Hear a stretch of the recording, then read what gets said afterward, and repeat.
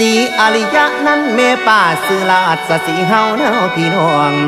คอยรักษาห่วงเหียนลูกคนดอกทนเลี้ยง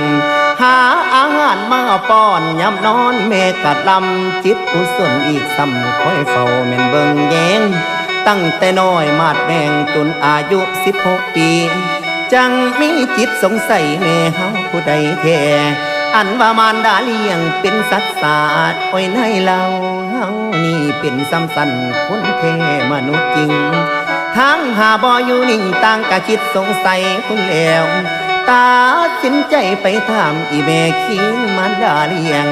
เล่าไขคำเบิดเสียงคำเป็นจริงปากเอ่ยทางแม่ไก่แม่คง